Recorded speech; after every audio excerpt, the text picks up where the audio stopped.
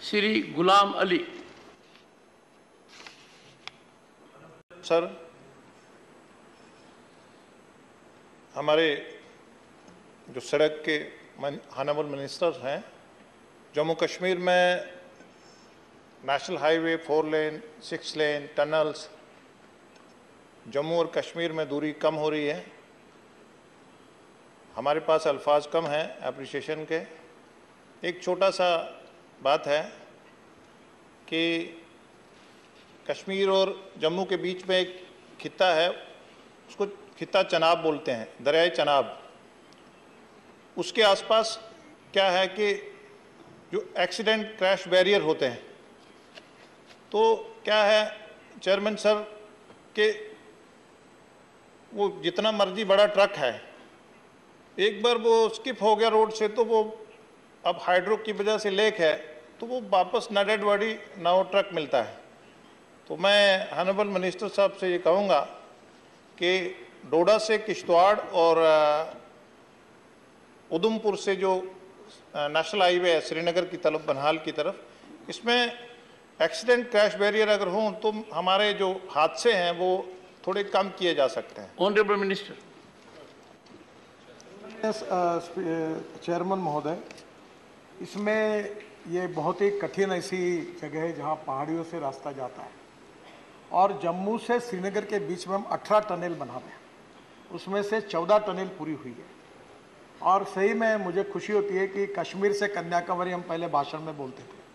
अभी जैसे आप कल ही मैं हिमाचल प्रदेश में था, मनाली में, तो मनाली से हम जब रोहतांग पास जाते हैं तो वहाँ जाने के लिए हमको 3.5 घंटे लगते थे। अब अटल टनल बन गई, 8 मिनट में आते हैं।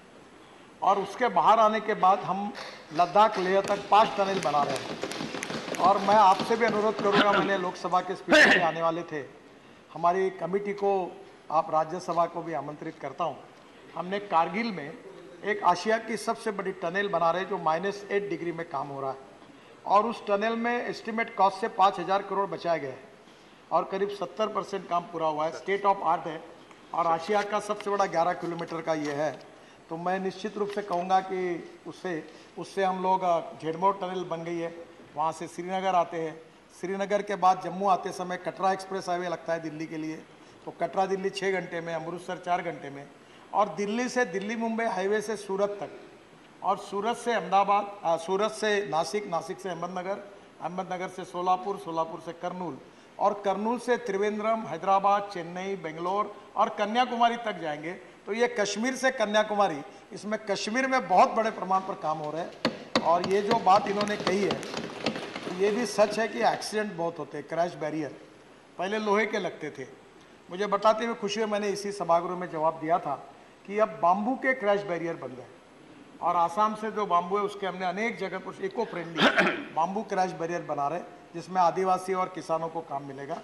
तीसरी बात जो आपने कही है वो बिल्कुल सही है कि जहाँ ट्रक बिल्कुल नीचे चले जाते हैं, तो एक नई टेक्नोलॉजी आई है कि कंक्रीट में ऐसे प्लास्टिक के गोल होते हैं, उसके ऊपर वो ट्रक कितने भी स्पीड जाता है तो वो एकदम पीछे आता है, नीचे नहीं जाता है।